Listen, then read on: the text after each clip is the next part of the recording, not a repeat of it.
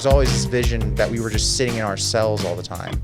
Honestly, a lot of time is spent going to jobs, going to work, and then also like I couldn't write when it was around mealtime, especially like on a holiday. Like a holiday meal, you have to go out to the day room so you can go to chow. They'll call you out at like 9 a.m. and you may not go to eat until noon, but you can't go back to your cell and grab I can't go back and grab my writing material and sit down. Not that there's going to be any place to sit down because the day room's going to be full of everyone wanting to go to lunch. That happens every day. I was going to say, whenever you first mentioned that whole thing about you everybody thinks we're sitting around our cells all day. I actually at one point, and funny enough, it was during a period of time whenever I was trying to get a comic book done. I was trying to draw one, and I was just noticing how little time I had to do so. And I was wondering where all the time went during the day. I was on the Darrington unit at the time. And so I decided I was going to, make an effort of calculate, sitting really watching my watch and paying attention to exactly how much time is spent doing what. And you'd be shocked at how much time you actually spend just sitting in staging areas, waiting on them to let you go to an everyday scheduled necessity event like showers, or chow. Showers or chow mainly, also things like rec, library, and even jobs. Even a lot of the main jobs that they have in prisons, like the kitchen or the laundry, they stage them in day rooms or other areas that have them wait so that it would convenience the officer whenever the officer comes to pick them up or whenever it's time for them to go. They can conveniently get them all out, but of course it's a huge inconvenience to the inmates who have to sit twiddling their thumbs for 30 minutes, 15 minutes. You can stand at a door for 5 minutes and, very easily. Not to mention just how many times have you been stuck somewhere during count?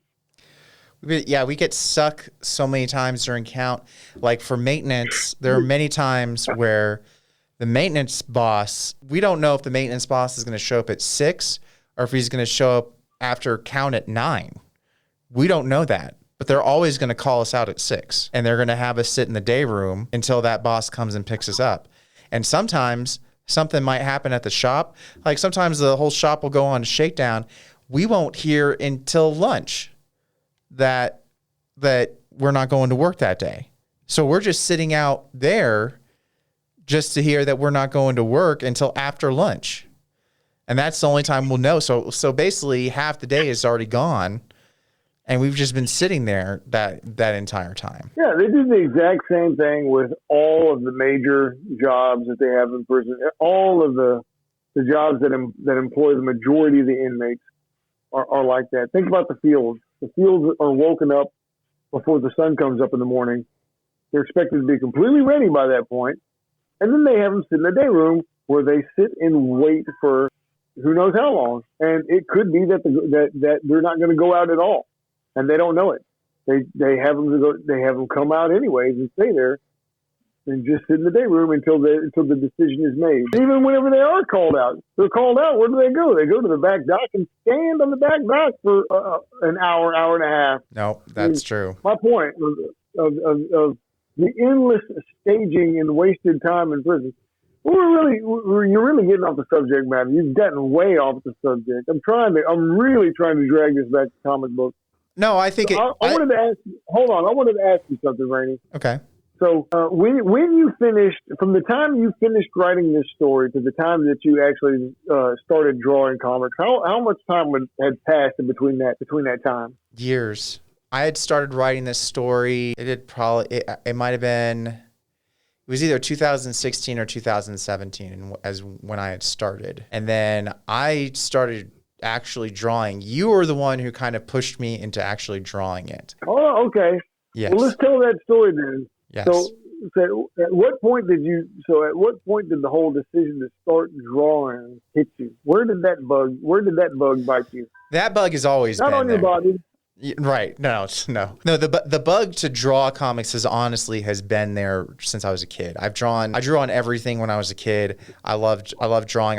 That's how I liked telling stories, was through comics. And a lot of my stories, I had actually one of the first things I was writing in prison was a book that I always saw as a comic. And I wanted to see that as a comic, and I was always seeing it and visualized it as a comic book, but was writing it as a book. But I just didn't think I could do it. I never saw it going there. Then we started talking about comics all the time. And you and me? Yes, you and and me. Yes. Yeah, I got shipped. I was at Dalhart, and then I got shipped to Ramsey, and then I joined the Jewish program, and that's where we met at Stringfellow. So I went from Dalhart is in the Panhandle, and then Ramsey is in Houston. So I went across the state, 16 hours, whatever, something like that, something crazy, and went to Ramsey for a bit, and then came over to Stringfellow, and we met and we were talking comics. We were talking comics first, and then eventually I told you about the Green Lantern story I was writing. Right, which you let me read, and I was blown away by it. I read comic books, and personally, not a big fan of the Green Lantern stories, although I don't have any problem with any of the characters. I'm not one of these guys that just gets the thing where he doesn't like a character. I just have to admit that I've never read what I thought was a truly inspired version of any of the Green Lantern characters. And so I was kind of nonplussed at first whenever you told me that this is a story about Kyle Rayner, because even though I'm not really a big Green Lantern fan in general, I'm still a fan of the classics. And so I'm one of these guys that feels like Green Lantern is Hal Jordan, and all the rest of them are just something else. But you changed my mind about all that, and you clearly wrote not only the best Kyle Rayner story that was ever written, but you've written the best Green Lantern story that's ever been written, in my opinion. As a lifetime comic book reader. Well, thank you. And actually I hadn't written it at that point. You pushed me to finish it. As I was going through finishing it, that's when the whole I started storyboarding in stick figures to try and draw out my ideas. And then we started talking about more comic book ideas, about potentially doing more ideas and what would be good ideas. And one thing that kept on coming up a lot was coming up with my own characters and coming up with so that I wouldn't have to rely on Marvel and DC to make good stories. And I could use my own. And at first I was definitely not sold on that idea. I really just wanted to write Kyle Rayner and Spider-Man and those ones, because I thought it was all about the characters. And yeah, I was the same way. I gotta admit, I was bit by that same idea affected me. But keep on going. I want to hear the full circle story here. It's a good story. Yeah. So then I started kind of practicing drawing again, started drawing I had a sketchbook. I had accumulated over the years. I had like these little sketchbooks I'd started, and I actually did this in real life too. I would have sketchbooks that I'd draw like a couple things and I'd give up on. Well, I'd start doing that, but this time, because I was reading, you had a whole bunch of comics I could read. I had a whole bunch of comics I was getting in. So I was reading comics even more now. You had put this thing in me of don't focus on the character, focus on the people drawing them. All right. It's not, or the people writing for them. It's not, Planet Hulk isn't about how great the Hulk is. It's about how Jason Aaron writes Hulk. And that's what the story is about. Hulk doesn't buy his nature looks scary. It's because Mark Silvestri can make a scary looking Hulk. And once I started paying attention to that really changed the way I was seeing this. And it was also changing the way I was seeing how to tell the stories. But I was practicing. I was seeing different artists. I was like, which ones am I really liking? Which ones do I want to replicate? And I was practicing drawing in the styles of other artists, finding my favorite panels from books and drawing them and saving them. From those, I was taking those and combining them and then turning them into my own style, which, because I was drawing so much, I was turning into a style that I really liked. And then I wanted to see my own pictures. And then when we started talking about making a new story, I started looking at ways to storyboard without words and do it through just simple pictures, which actually was way more fun to do, and is how I storyboard to this day. At one point, I had agreed to help you with the story with this Green Lantern story. Not really help you with it, but to start drawing this Green Lantern story for you. And immediately I ran into, as I was reading it, I knew it was going to be a real pain in the ass to do. And I gave you the suggestion of drawing your own, that you need to draw your own comic book. Yes. Just so, as a writer from that point forward, you realize what you're imposing upon artists.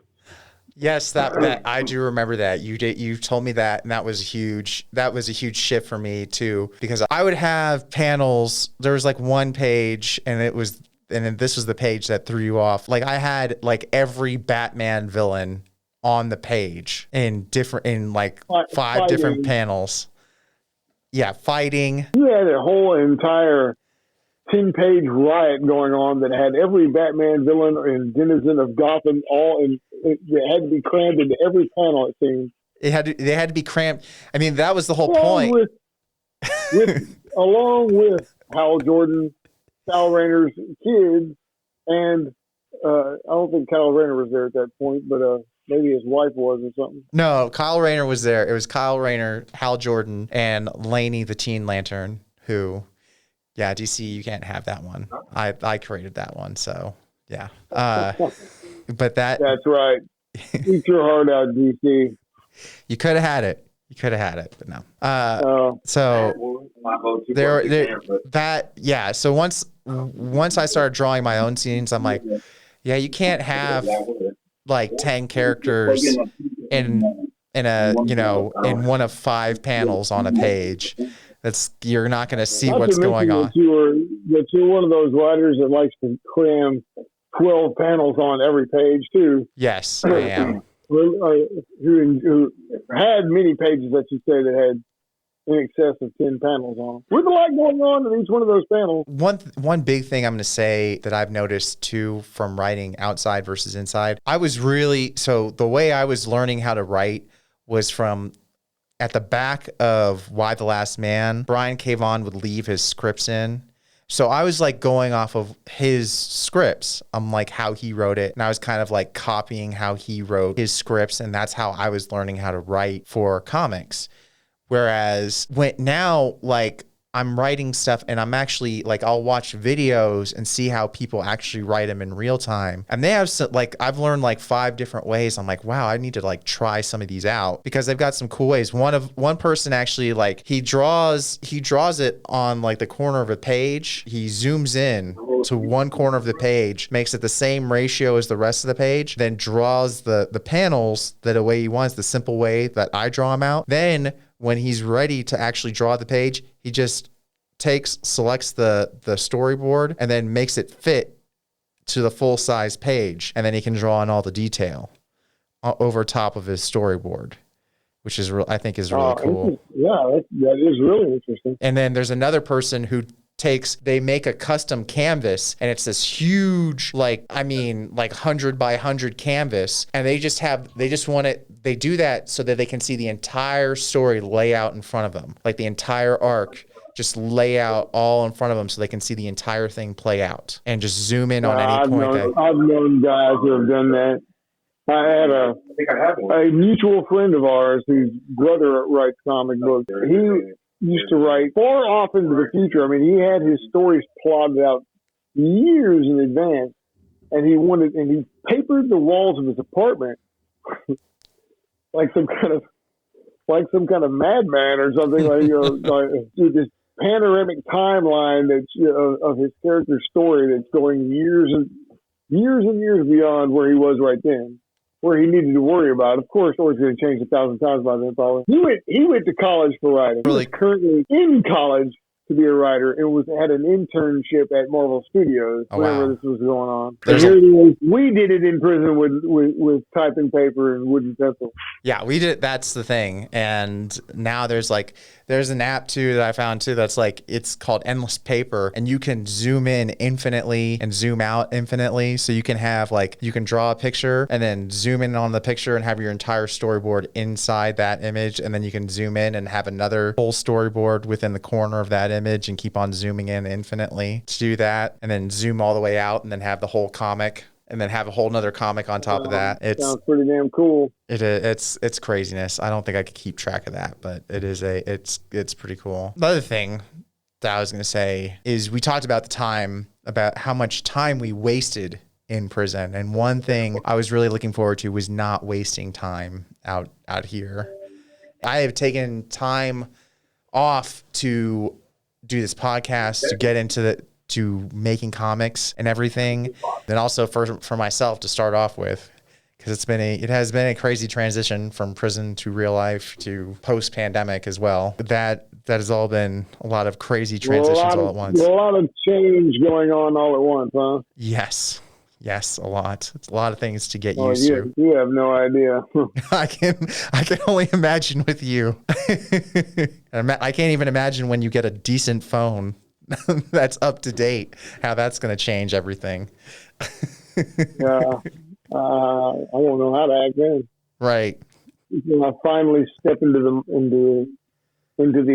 2020. Yeah, exactly. But it'll be 2030 by then, so don't worry.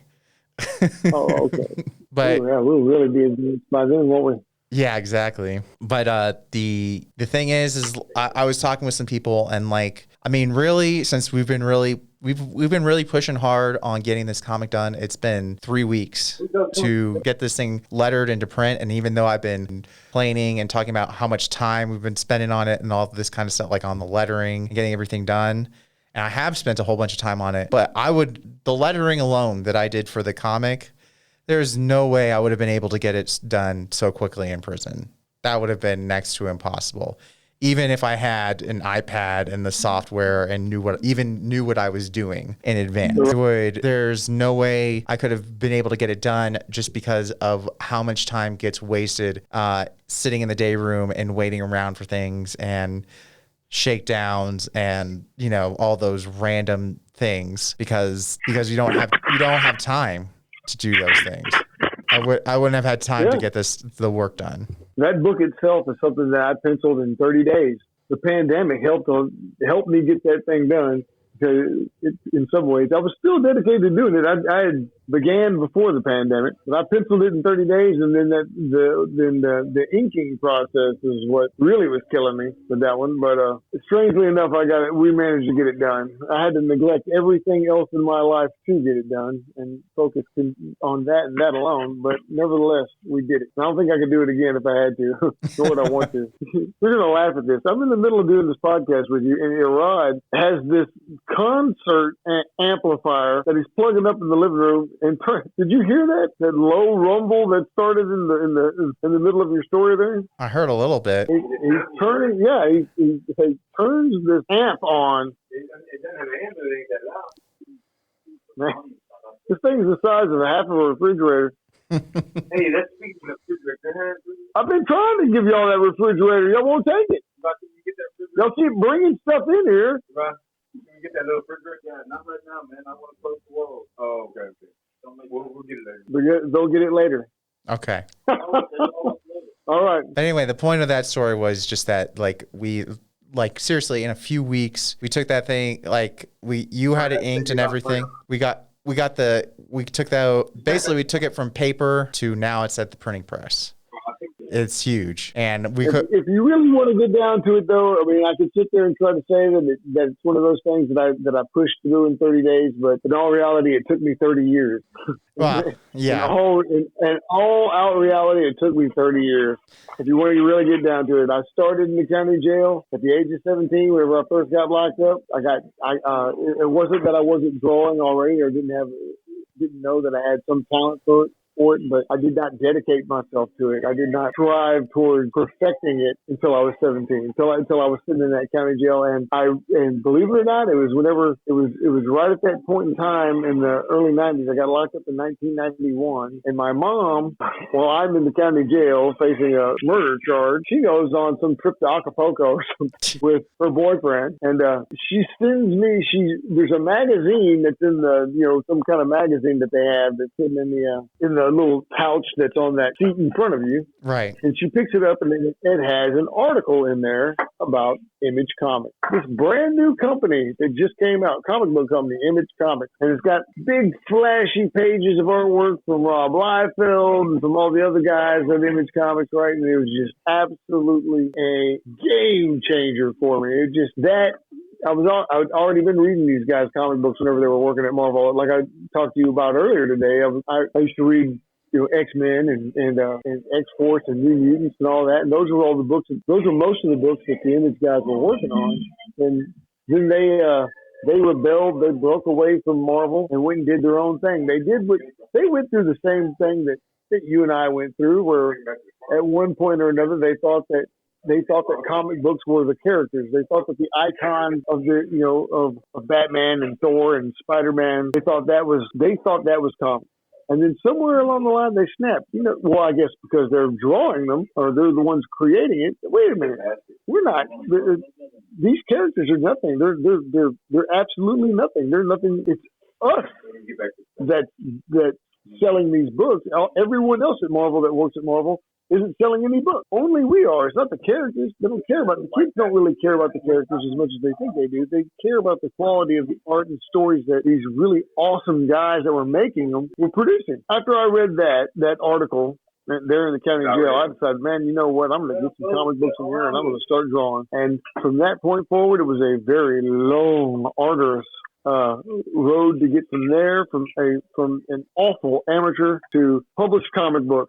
Artistically, though, it shows. It kept me. I could, in some kind of way, in some ways, you just can't that aspect out of my whole, life in prison type of thing. I mean, it was like a lifeline. It was a beam or something, or a rope that was handed down to me from God to keep me sane, keep me focused on a goal the entire time I was in there. Working on that was the anchor that caused me to be able to get out of prison and function. I mean, not only just get out of prison, be able to function while I was in prison, be able to live, to continue life in that situation. Yeah, there's a book that I read that actually, after my accident, that was recommended to me, and they told me to read it because they're like, it's like you've been through some trauma, and this is probably something you need to take a look at. And it was Viktor Frankl, Man's Search for Meaning, who has it's based on his experience during the Holocaust. And he had this therapy that he wanted to write about. And what he's writing about is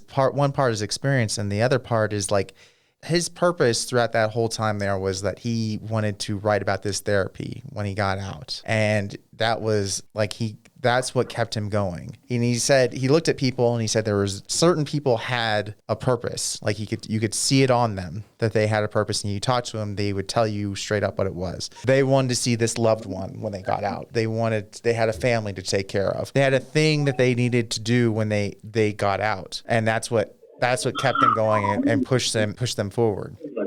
But a lot of people couldn't find that. And he said he could just watch them die. It didn't matter how smart they were. It didn't matter how much they had or could have, or even how late they got to the concentration camps. He had been there for years, and people would show up after him and die, right before they were about to get liberated. He said that was the biggest thing is for people need a purpose in order to keep going. And especially for what you've been through in there, I know Dave and I have talked about it a whole lot. Dave will be on here at some point. Not many people. You guys are in for a real treat when you get to meet Dave. Oh, yes, you are. Everyone is in for a great treat for that. Not many guys who have done 30 years can still really relate or still be present with other people. I hate even saying this, but this was a common thing. This is something that I often said. You probably have heard me say it while we were in prison together. But we would look at some other guys that we know that either had done 25 more or over 30 years that were around us. And I would oftentimes say that there is no one that does 30 years in prison that comes out of it sane. I mean, every last one of these guys had gone nuts being in prison that long. They're eaten up by little things like jealousy and anger and things like that. Just consume them. Or other things. There's other aspects of. I mean, what people just don't understand about prison is that it's a very unnatural state of existence for a human being to be in. And that unnatural state being imprinted upon somebody will make them weird as hell. It can give them all sorts of kinks and neuroses and just twitches and things that it's hard for most people to even kind of wrap their head around. The Shakedown is recorded in luxurious Longmont Public Media Studios, and our theme song, Shakedown, is provided by Envato Elements.